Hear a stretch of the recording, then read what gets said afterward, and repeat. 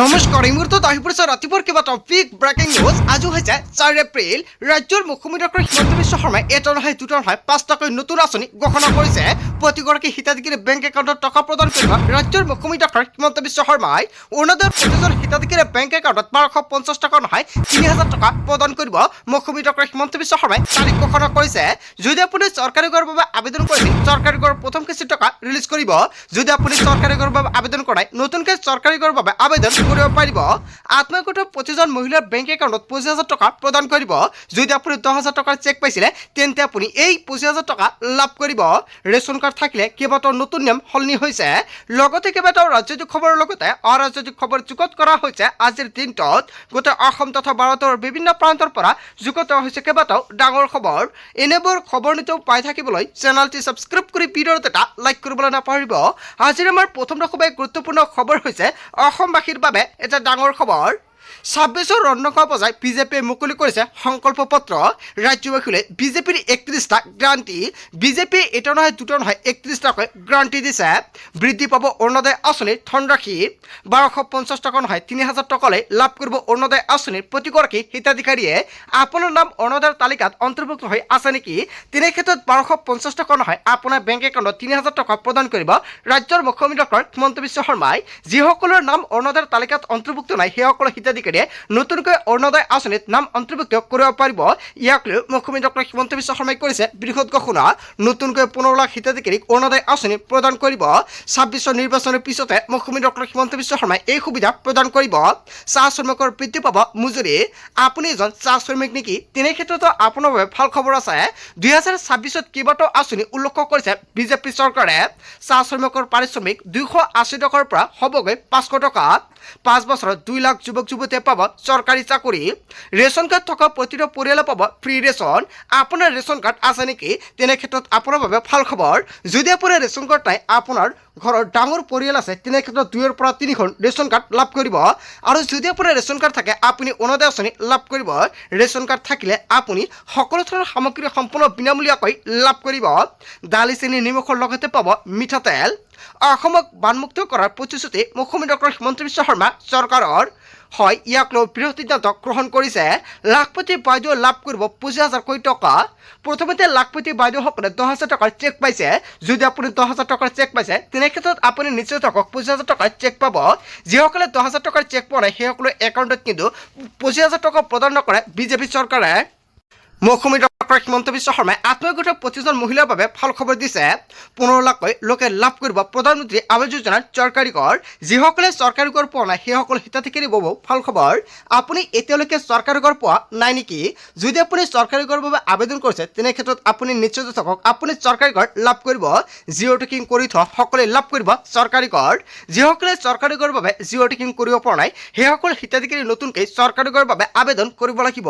যেতিয়ালৈকে আপুনি আবেদন নকৰিব তেতিয়ালৈকে চৰকাৰী ঘৰ নাপাব।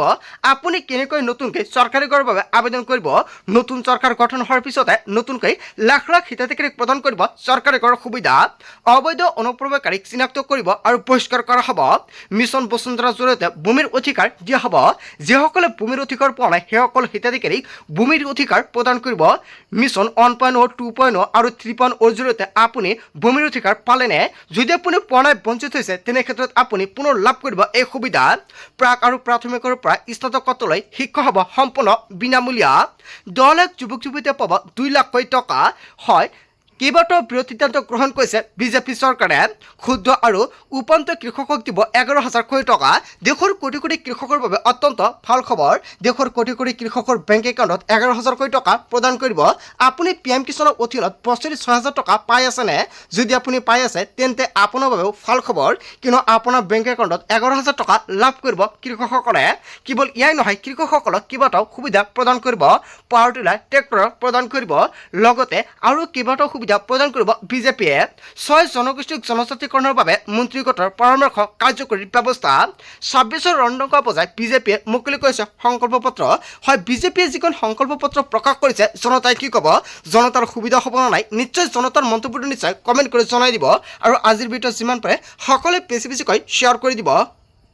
তাৰ পিছত অসমবাসী ৰাইজক জনাইছোঁ পৰৱৰ্তী খুবেই গুৰুত্বপূৰ্ণ খবৰ লগতে এটা ডাঙৰ খবৰ ৰাজ্যত ওলাব হাজাৰ হাজাৰ চৰকাৰী চাকৰি সাজু হওক যুৱক যুৱতীসকল বৃহৎ ঘোষণা কৰিছে অসমৰ মুখ্যমন্ত্ৰী ডক্টৰ হিমন্ত বিশ্ব শৰ্মাই অসম আৰক্ষী আৰু শিক্ষা বিভাগত খালী হৈছে পদ আৰু একেলগে 1 লাখ চাকৰি ওলাব অসম আৰক্ষীত ওলাব 25,000 চৰকাৰী চাকৰি শিক্ষা বিভাগত ওলাব 75,000 পদ কেৱল এয়াই নহয় 1 টকা ঘুষ নিদিয়াকৈ সকলোৱে পাব চৰকাৰী চাকৰি ডাঙৰ মন্তব্য কৰিছে অসমৰ মুখ্যমন্ত্ৰী ডক্টৰ হিমন্ত বিশ্ব শৰ্মাই নিৰ্বাচনৰ প্ৰচাৰ চলাই এনেকুৱাকৈ চাকৰিক লৈ বৃহৎ ঘোষণা কৰিছে তাৰ পিছত অসমবাসী ৰাইজক জনাইছোঁ পৰৱৰ্তী খুবেই গুৰুত্বপূৰ্ণ খবৰ লগতে এটা ডাঙৰ খবৰ নিৰ্বাচনৰ পূৰ্বে ৰিজাল্ট দিলে অসমৰ মুখ্যমন্ত্ৰী ডক্টৰ হিমন্ত বিশ্ব শৰ্মাই কোনে কিমানখন আসন পাব 2026 ৰণত বিজেপি মিত্ৰজোঁটে পাব 90খনতকৈ অধিক আসন কংগ্ৰেছে পাব 15ৰ পৰা 17খন আসন AIUDFে লাভ কৰিব 5ৰ পৰা 6খন আসন ৰাইজৰ দলে এখন পাব আৰু অজয়ে পাব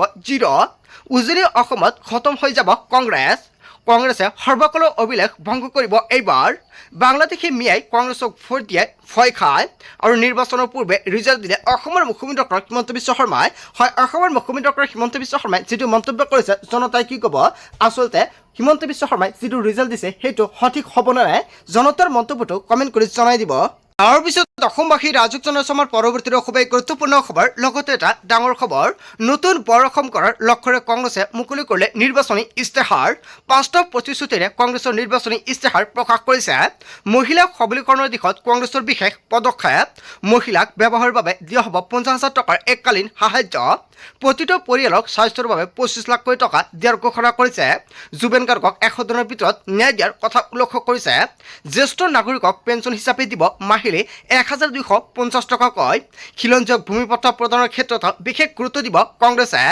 কেৱল এয়াই নহয় লখিমপুৰত নিৰ্বাচনী প্ৰচাৰৰ মাজতে ইস্তাহাৰ প্ৰকাশ কৰিছে কংগ্ৰেছে তাৰ পিছত অসমবাসী ৰাইজক জনাইছোঁ পৰৱৰ্তী খুবেই গুৰুত্বপূৰ্ণ খবৰ লগতে এটা ডাঙৰ খবৰ দেশৰ কোটি কোটি জনতাৰ বাবে ডাঙৰ খবৰ আহি পৰিছে আজিৰ পৰা সুদীৰ্ঘ 16 বছৰৰ পাছত ভাৰতত হ'ব লোকপিয়ল সকলো ৰাজ্য কেন্দ্ৰীয় শাসিত অঞ্চলত লোকপিয়ল হ'ব আৰু আজি 1 এপ্ৰিলৰ পৰা দেশজুৰি প্ৰথম পৰ্যায়ৰ লোকপিয়ল আৰম্ভ আৰু 1 এপ্ৰিলৰ পৰা লোকপিয়লৰ কাম কাজ আৰম্ভ হৈছে আজিৰ পৰা 30 ছেপ্টেম্বৰৰ ভিতৰত সম্পন্ন হ'ব প্ৰথম পৰ্যায়ৰ লোকপিয়লৰ লগত সুদীৰ্ঘ 96 বছৰৰ পাছত ভাৰতত হ'ব জাতিপ্ৰিয়ল ৰাজ্যসমূহে 30 দিনৰ ভিতৰত সম্পূৰ্ণ কৰিব লাগিব লোকপিয়ল স্বাধীনতাৰ পাছত প্ৰথমবাৰৰ বাবে ভাৰতত জাতিপ্ৰিয়লৰ ব্যৱস্থা দেশজুৰি 30 লাখ কৰ্মচাৰীয়ে মোবাইল এপযোগে কৰিব পাৰিব জনগণনা আৰু প্ৰথম পৰ্যায়ৰ লোকপিয়লত সম্পূৰ্ণ কৰা হ'ব গৃহগণনা আৰু প্ৰথমবাৰৰ বাবে ডিজিটেলি লোকপিয়লৰ ব্যৱস্থা থাকিব দেশত জনতাই নিজে বিশেষ ৱেবছাইটত উল্লেখ কৰিব পাৰিব পৰিয়ালৰ তথ্য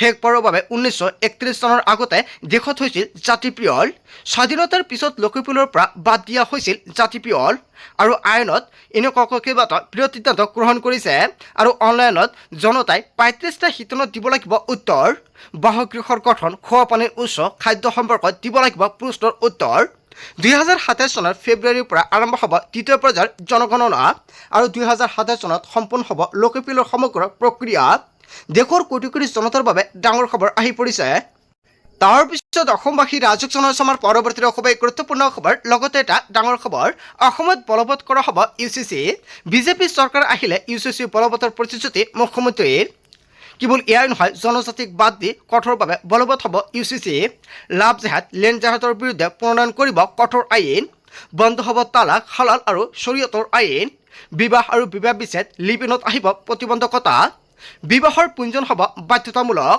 কেৱল এয়াই নহয় জোৰকৈ বিবাহ দিলে 7 বছৰৰ জেল নিশ্চিত লিভিনত থাকিলে কৰিব লাগিব পঞ্জীয়ন আদালতৰ নিৰ্দেশ অৱমাননা কৰিব নোৱাৰিব বিবাহ বিচ্ছেদ কেৱল এয়াই নহয় অন্যথা 3 বছৰৰ জেল হ'ব ব্যক্তিৰ বহু বিবাহ পাতিব নোৱাৰিব কোনো ব্যক্তিয়ে এগৰাকী পত্নী বা স্বামী থাকিলে পাতিব নোৱাৰিব দ্বিতীয় বিবাহ উত্তৰাখণ্ডৰ পাছত গুজৰাটত গৃহীত হৈছে UCC আৰু সংকল্প পত্ৰ প্ৰকাশ কৰি ৰাজ্যৰ মুখ্যমন্ত্ৰী ডক্টৰ হিমন্ত বিশ্ব শৰ্মাই কৰিছে বৃহৎ ঘোষণা অসমত UCC বলবৎ হ'ব লাগে নে নাই অসমৰ জনতাই নিশ্চয় কমেণ্ট বক্সত জনাই দিব তাৰ পিছত অসমবাসী ৰাইজক জনাইছো আমাৰ পৰৱৰ্তী অসবাই গুৰুত্বপূৰ্ণ খবৰ লগতে এটা ডাঙৰ খবৰ 10 মেৰ পাছত মিয়াৰ হাতত নাথাকিব মাটি সন্দেহযুক্ত লোকৰ পৰা 10 মেৰ পাছত মুক্ত কৰা হ'ব ভূমি 10 মেৰ পাছত ভয়ংকৰভাৱে চলিব উচ্চত অভিযান বাংলাদেশী খেদাৰ সন্দৰ্ভত কঠোৰ স্থিতি প্ৰদৰ্শন বিজেপিৰ মিয়াৰ হাতত থকা সকলো মাটি বেদখলমুক্ত কৰিব চৰকাৰে নতুন চৰকাৰ গঠন কৰি তীব্ৰ ৰূপত চলোৱা হ'ব বুলডোজাৰ একশ্যন 2000ত উপস্থিত হৈ দিলীপ শইকীয়াই ডাঙৰ মন্তব্য কৰিছে